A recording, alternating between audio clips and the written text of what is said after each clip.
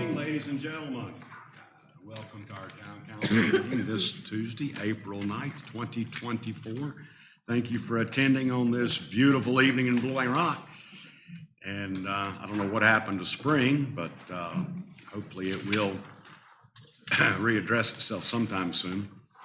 All right, roll call. Kat Perry. Here. David Harwood. Present. Melissa Pickett. Here. Pete Greeny. Here. Okay, Doug Matheson's not here, of course, this evening. His wife lost her daddy, so our prayers and condolences go out to the family. So he had to excuse himself. Also, I'd like to thank you all for attending, and thank you for one of our county commissioners, Todd Castle, for attending. Thank you, sir. And if you would, please stand for the Pledge of Allegiance. Pledge allegiance to the flag Of the United States of America and to the republic for which it stands, one nation, under God, indivisible, with liberty and justice for all.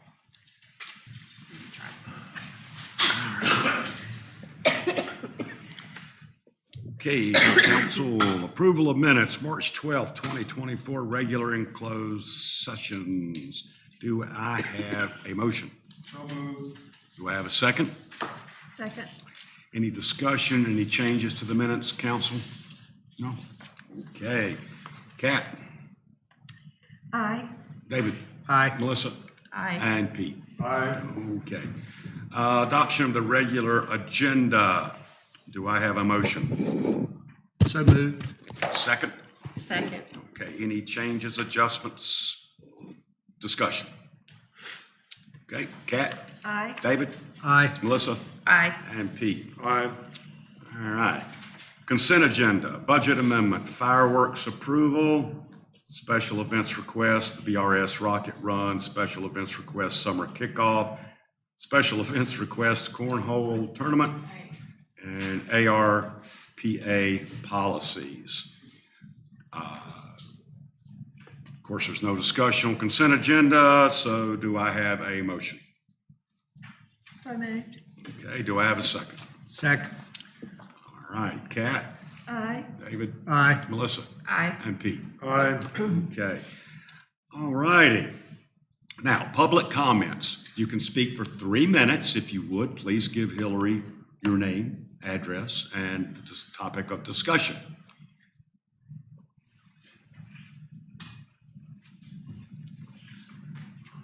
Thank you, Hillary. Okay. All right. Mr. Stollard. How are you, sir? Come on up if you would. Just step back right over here. And for the record, just state your address if you would, please. 623 Green Hill Circle, Okay. Blowing Rock. All righty. Thank you for coming this evening. Thank you.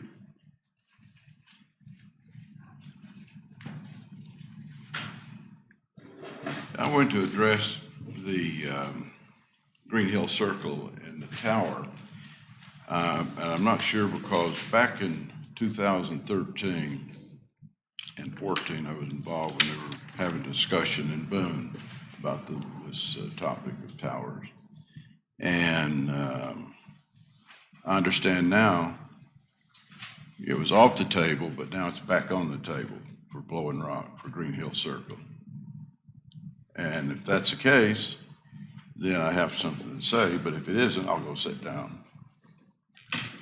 Well, essentially, Mr. Stollard, it's, we replaced the communications building, okay, which had to be replaced. There are no construction drawings. Nothing's been presented to council on what is going to be there. Now, before that takes place, I'm sure that Tucker, I think you'd recommended, public sessions if anything does take place.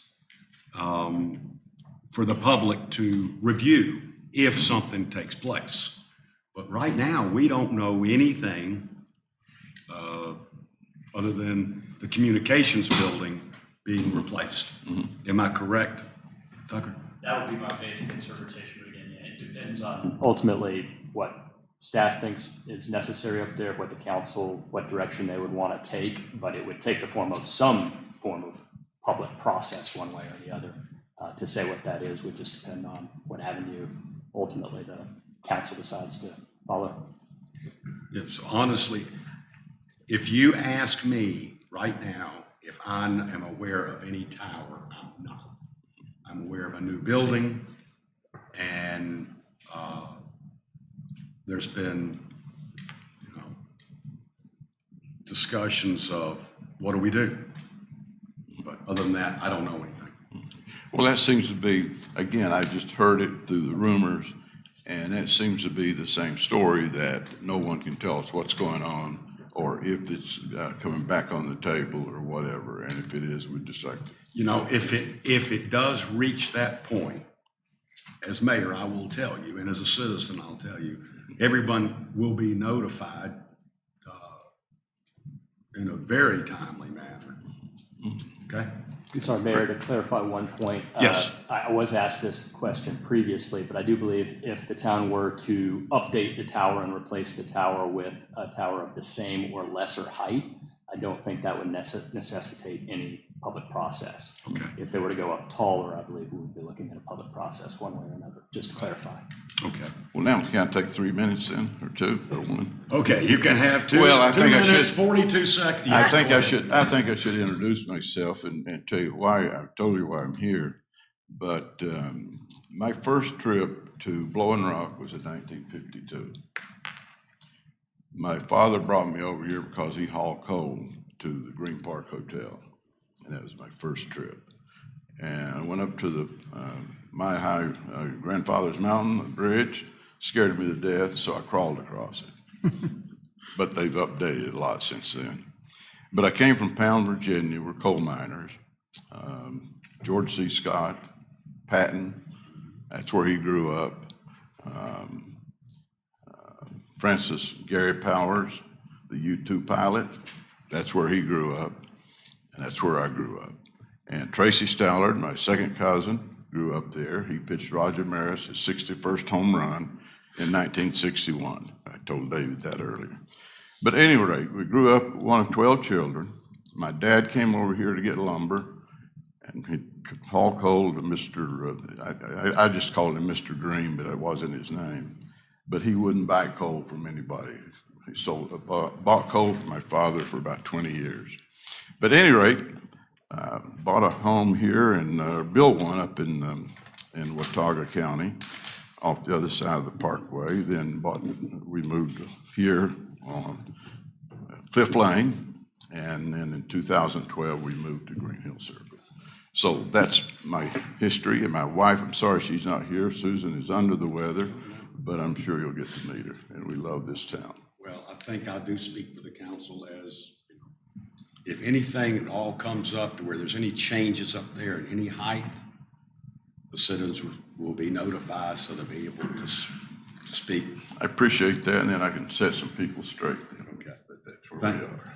Okay. Thank you Thanks, for coming. appreciate it. Thank you, sir. Thank you. All right. Did anybody else like to speak? Okay. All righty. The regular agenda, setting a High Country Poet Laureate presentation request for support resolution. Hilda Downer, would you like to come up? Yes, Amber. Okay. Hi there. Thank you for having us tonight. My name is Amber Bateman. I'm the Executive Director of the Watauga County Arts Council. And I hope that this is not the first. This is the first, but hopefully not the last time I'll come before you. I'm happy to say that we're here for something very positive for our community. And I just wanted to first start out by recognizing Blowing Rock Art and History Museum for the amazing job that they've done in including poetry and writing as part of their programming. In the last 2 years, they've invited the North Carolina Poet Laureate Jackie Shelton Green twice to come and do readings and participate in some of their exhibits. Last year in December, they actually launched an inaugural juried exhibition called Ars Poetica that actually had 150 submissions for poetry and visual arts. It's very hard to get that many submissions for a first-time exhibit that's juried. So I think what that shows is that there is a shared love and passion for poetry and writing as part of the arts scene here in the High Country by both visitors and by our residents. One thing that I would like to mention is Blowing Rock is known as a haven for our writers, artists, and composers. Douglas Boyce is a well-known composer. He lives here and resides here, visits the coffee shop often. Jan Karen, Tom Robbins, and Eric Carl are all some that you might know. I wanted to quickly mention just the impact of our arts community on the economy here in the community.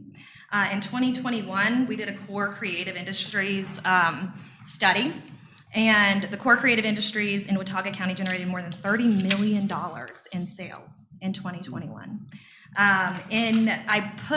I guess I'll pass it around after. I also have a really interesting report that you can look over on your own time, and I'll maybe get to come and do another presentation later for the nonprofit industries and the economic impact that they brought here. I'll send you something later about that. Individual artists, writers, and performers ranked #1 out of the top 5 earners in core creative occupations. Book publishers ranked #3. So bringing in that $30 million for book publishers at #3. Over the past year, I've worked with Hilda Downer and some committee members from the High Country Writers Association to create the platform for a High Country Poet Laureate program. I just want to mention real quick that the High Country Writers Association is over 30 years old, and it has anywhere from 35 to 75 members per year. So there's a really large number of residents that commit themselves to writing here in the community. And so then tonight, we are seeking approval as part of the initiation to try to create this High Country Poet Laureate program. We're seeking approval from the town councils and the county commissioners in support of establishing this important position within the community. So tonight we're going to ask you to accept a resolution of support, and then we also want to invite a town council member from Blowing Rock to be a representative on the selection committee for the Poet Laureate as well. And I'll just hand it over to Hilda Downer for any additional comments and then any questions that you might have. Thank you, Amber. And thank you, members of the Blowing Rock Town Council, for this time to review this. I welcome questions to clarify that I'm about to make. The High Country Writers, in collaboration with the Watauga and Ashe County Arts Councils, the Watauga and Ashe County Public Libraries, and the On the Same Page Literary Festival in Ashe County, the Boone Town Council, and Mayor all support the establishment of a High Country Poet Laureate to promote the writing and reading of literature and poetry in Watauga and Ashe counties. We request your support as well. A poet laureate has more influence to establish programs and readings in the region, to work in schools, hospitals, and nursing homes. And just right there, this is an aside, but my first job as a nurse was 41 years ago at Blowing Rock Hospital. So very good memories. And they also can read poems at civic events or upon request, and to enrich all of the arts by bringing them together at events. A poet laureate makes poetry accessible to everyone, including those too young to write. I've done it. Elementary and high school students, those with mental illness, I've done that. Those with neurodivergence, autism, ADHD, and often overlooked populations like seniors. Other North Carolina municipalities and regions have established poet laureates such as Durham, Charlotte, Chapel Hill, Greensboro, and Pamlico County. The Poet Laureate would facilitate the development of writing programs and events, as well as represent the importance the high country places on the arts. A Poet Laureate would increase community involvement of writers and attract them to visit our area for readings and art residencies. And I think she already said we would like your support in a member to serve on the final selection committee for Poet Laureate. And after your approval, there will be a press release and call out for applicants. We hope to appoint the inaugural High Country Poet Laureate by June of 2024 for a 2-year term. It is important to include civic events with an enhancement to art form. Art sheds light on any event and those in attendance to get a fuller experience, a fuller life. Poetry has its place at our presidential inauguration because it honors our nation and our poets and our people. Poetry offers another dimension of experience, no matter how small the parade or event the poem is opening. The arts are important for developing youth and education at schools. Students need to know poetry and writing is a possibility for them, even if they don't make the best grades in school. They may shine in writing poetry. Memorizing the forms of poetry for the end of grade test, but not the writing of poetry, does not allow creative expression. It is important that students know that writing poetry is an option for them and that poets are there for them. A Poet Laureate provides opportunities for our area to be known for our writers who will in turn benefit from recognition. A Poet Laureate has the clout to request venues and gather artists together physically and in publication. Few reading venues exist in our area, and having the opportunity to read in public is a part of a poet's growth to gauge how well a poem works with an audience. Being a Poet Laureate promotes the career of poets and will open up other opportunities, such as receiving grants and publication. Recognizing a local poet benefits other poets and artists in the high country, and hopefully help establish a high country youth poet laureate in the future. Thank you so much for your time. Council, do you have questions? Thoughts? I have a thought. I think it's a wonderful idea. Yay. So do we. Thank you for bringing it forward. Thank you so much for listening to me. Do I have a motion to approve the resolution that I will read after you approve it? I make a motion. Do we have a second? I'll second. Any additional discussion? Okay. Kat? Vote. Aye. David? Aye. Melissa? Aye. And Pete? Aye. Okay. A resolution to support the establishment of the Poet Laureate for the High Country, until I attended that. Whereas the town of Blowing Rock, this will be retyped and submitted to you guys, okay? Whereas the town of Blowing Rock acknowledges the extensive, diverse, and enriching history of the arts as a vital aspect of our community. And whereas the town of Blowing Rock is dedicated to fostering the arts and activity, seeks avenues to invigorate and make the arts more accessible to all residents. And whereas poetry serves as a narrative of human emotion and can sustain the emotional memory of a community. And whereas poetry allows us to perceive our experiences with greater richness and complexity. Whereas poetic language has the power to transport us to the frontiers of imagination and aids in articulating our vision of the future.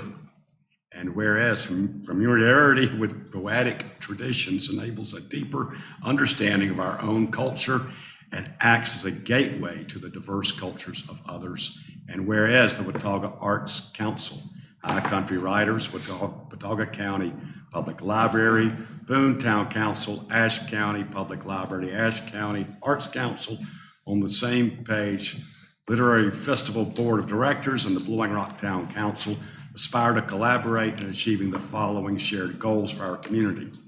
Elevate the presence of literary arts in Boone, Blowing Rock, and the entirety of Watauga County and Ashe County. Advocate for poetry and literary arts across all sectors of the community. Represent the High Country and its long-standing tradition of arts and culture at the state level. Encourage engagement in literary activities across all age groups, including collaborative programming with educational institutions, including charter schools, preschools, nurseries, daycares, and after-school programs, and of course, seniors. Foster the creation of new literary works, including the potential commissioning of the works for the significant occasions and public ceremonies, promoting the reading of existing and new poetry at civic events, local celebrations, and town-sponsored functions. Amplify the presence of poetry and literary arts locally through radio, print, social media, and as an integral part of community marketing. Promote poetry writing among often overlooked populations with behavioral health, substance abuse, and neurodivergent disorders. I think I got that correct. That's why you're going to retype this, Hillary.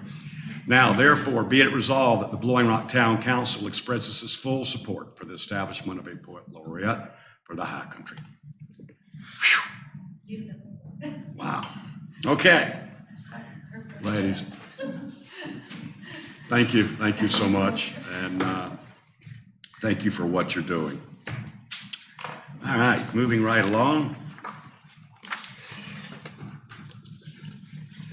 All right, wow, we're down to official reports and comments.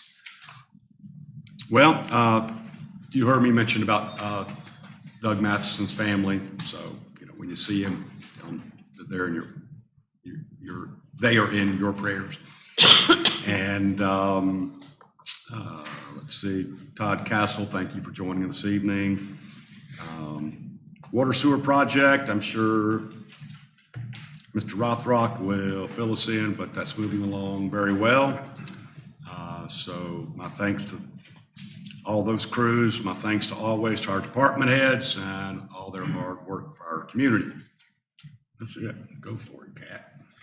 I really don't have anything. Oh, okay. Nothing for me. Melissa. Pete. I've got a number of items.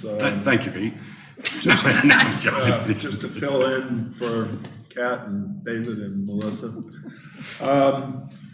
Some months ago, I had talked about the flashing light down on Sunset for the school. Kevin, you mentioned that they were getting solar batteries. Can you give us an update on where that is? Yes, I can. That was one of my things to update. And I was going to let Nathan update, but I'll give you a little bit. So the lights are working, not very well. It's hard, when they're on, it's hard to see. So Matt and I talked about communicating with the company we bought them from and looking at amending the type that we have. They're not visible unless you're just staring at them. And then so Chief Kirk looked at doing something in addition to those signs, the signs that we currently have. And so, yeah. So hopefully everybody's seen it. I put it out on Monday. It's the same type of pedestrian sign that we put out on Main Street that has school across the top of it. I wish that it was a little bit wider on Sunset, because if it has any look like we have on Main Street, it'll get demolished by a car. But better that than a child. So in addition to that, I try to have an officer down there every morning. They'll leave their cruise lights on. Just bring awareness to kids crossing the street right there. And then in the evening, I have an officer park up at the bus lot with their lights on and walk down and actually let the kids go across. So we're stopping traffic. But that sign, hopefully, because I can't guarantee an officer down there at all times, this will hopefully just keep everybody aware. So, Is it possible to go back with the, I know I'm telling my age, they're round about this big, they flash really bright. There are a lot of options on this type and style, but we don't have electricity at the locations. That's why they're solar. it's gotta be But what, the product that we bought, we're gonna do some more investigation. Can we get something that's a little bit better? And maybe we have to buy something else, but, yeah, this was just something that I could get quick. Well, thank you. Thank you for doing having that. an officer down there at the crosswalk and the lights going on the cruiser helps. Yeah. It's more visible than that sign currently is. Okay, great. Thanks. Yes, sir. Thank you. Second thing, I don't know if you all know, but there's a new manager of the post office. And I've been in several times to talk to her about parking. She is going to be putting up no parking signs on the bank and also on the fence. And as soon as those go up, she's going to enforce violations of people parking there. And that's probably something that the employees from Mellow Mushroom and Speckled Trout that have been parking there all this time ought to be aware of, because she'll tow them. And so as soon as those signs go up, that's going to happen. Next question's gonna be brought up. Is this 24 hours or is this? I don't know what she's going to have on the sign. Okay. But that's a good point. Or anybody that's in the post office can ask her. The next thing is, I mentioned to Kevin, I'd gotten a email from an attorney who was asking about the town's liability on the steps because we have no railings. And Kevin, you've been talking to Matt and Corey. Can you give us some feedback on that? John and I talked about it today too. We need handrail and it would be on both sides to meet code.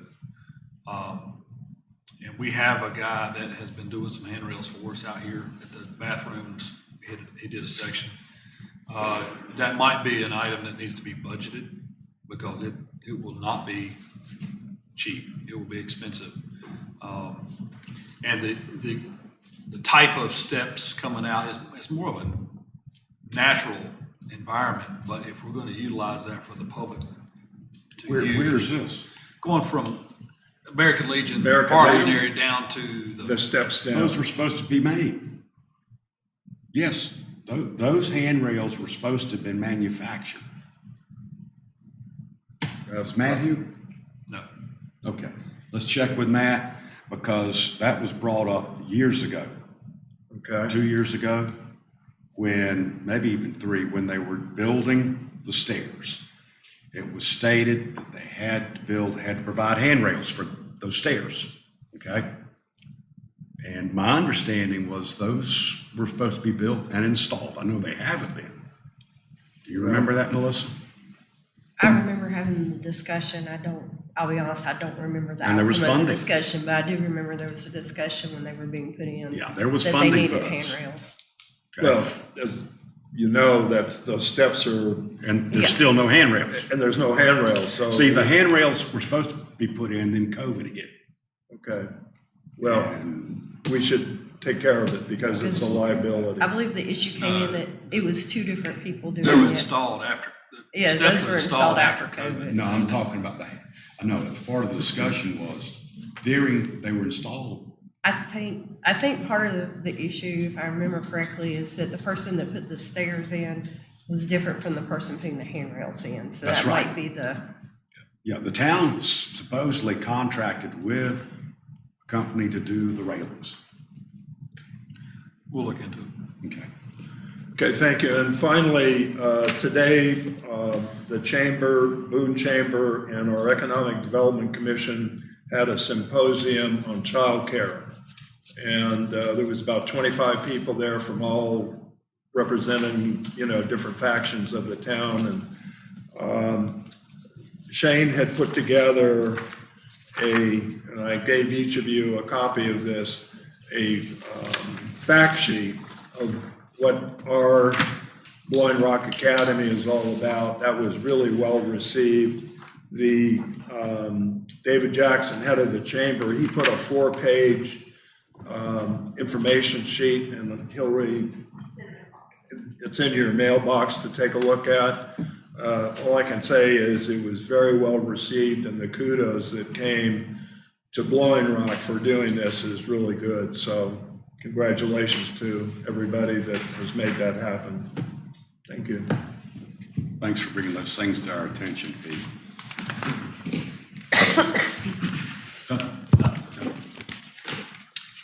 Kevin Roth. Before I got a few small things that I'd like Jared to fill us in on the status of the water and sewer project.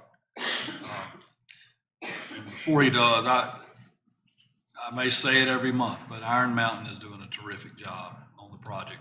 And they're so easy to work with and responsive and attentive to the details that we've asked them to be. And so good for them. They're a good contractor. I second that. Yeah. Thank you. Good evening, council. A brief update on our Main Street Water and Sewer project. The question on everyone's mind, how much longer are we going to have to deal with the mess? So as of tomorrow, you have 5 months remaining in your contract time. The good news is contractor's on schedule. And with our northern end of Main Street closure, we're looking at about 2 more weeks to have that full road closure in place Monday through Thursday, as it has been for the last 2 months. They're very near the end of line installation. As a matter of fact, they have 1 manhole left to install, and then they're trying to allot all of next week for asphalt repairs to get the road open back up. At that time, that crew will move into downtown and continue with sewer installation from Morris to Maple. That's only about 500 feet, so that should go fairly quickly. And water line installation, which is up to around the post office, will also continue north. So we're continuing to work north with both water and sewer, assuming that the 18-inch section on the north end of Main is completed next week. And again, 5 months remaining in contract time, contractor's on schedule, and I will echo what Kevin said. You have a great contractor here performing the work, so everything's going smoothly on our end. So they've done the section along Main Street, but they've not done the tie-ins yet. They have to come back and do tie-ins, but that's much less invasive. Okay, so they've got to do tie-ins, so it's going to remain gravel until they do tie-ins. Isn't that normally correct? Or pressure test? They do have to pressure test, right? And they've been testing in shorter segments to allow them to go back and do asphalt repairs. We looked more closely at asphalt repairs today while we were up here earlier. We want to encourage them to get some of the repairs made in downtown quickly. So we will do that. I'll just, for the public's information, they dig it up, they gravel it. What's the procedure? So because people see the potholes, they say, we're not doing anything. So quick detail, could you tell them Sure. how it moves forward? Sure. So the contractor uses a milling head on a smaller piece of equipment to remove the asphalt. So that's step 1. Then after they remove a section of asphalt, they come back and open excavate or trench in the pipe replacement. So that's step 2. Excavation is filled in with gravel or the millings that came out of the initial cut, and then that's a temporary replacement. It's up to grade. Traffic can travel over that, but obviously it's not a permanent repair. And then the third visit to that same location would be an asphalt repair, full depth 14 inches of asphalt. So in any area you've seen, once it's finally complete, the contractor has visited it a minimum of 3 times. 1 to remove the asphalt, 2 to install the pipe and do a temporary repair, 3rd on the permanent repair. Thank you. You're welcome. Thanks, Jared.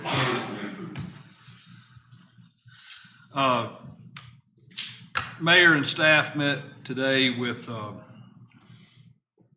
Hometown Strong team from the governor's office that collaborates with communities in rural counties of North Carolina to find solution on specific needs. The topics that we discussed, we just mentioned a few things that we wanted to talk about from a staff standpoint: housing, parking, Space needs, we didn't talk about that a whole lot because we had some other topics to cover. Emergency communications, water and sewer rehab and expansion, and water and sewer plant upgrades. So we met with them for about an hour and a half, and it was a great meeting. They're also meeting with other communities today. They met with Boone, the county, and we're going to meet with some other agencies, Beach Mountain, and some of the others tomorrow. Second point, staff we've identified a handful of properties on the Mayview side of town where we discussed right-of-way clearings, and we've got a list of a couple of properties on this side. We're going to finish that up and cover the remaining sections of town and other streets and get a list of properties that need to address their hedge or their overgrown vegetation. And so we're continuing to work on that. Street Department has ordered additional trash can and recycling can tops for replacement on Main Street. We did some in the fall, but we found we needed a few more tops, and so those will be coming soon. That's all the updates I have. I'd be glad to answer any questions. Hand railings. Clemens Company is supposed to do it at $15,000, and it was budgeted, and so now it's time for us to follow up. Okay? All right. So, now, moving right along. Ladies and gentlemen, we're going to recess for just a few minutes to allow everybody to go get dinner. We're going to go into closed session, so you don't have to come back. But we don't suspect there'll be any decisions made during this closed session. It's just strictly for informational purposes from our legal advisor. And moving forward from there, I would like to thank all of you all for attending this evening and these short meetings. Council, don't get used to them. Go ahead. Okay, so in the closed session, we're going to be looking at North Carolina General Statute 143-318-11A5, discussion of potential property acquisition. Okay. All right, we'll take a short recess. Yes, Pete.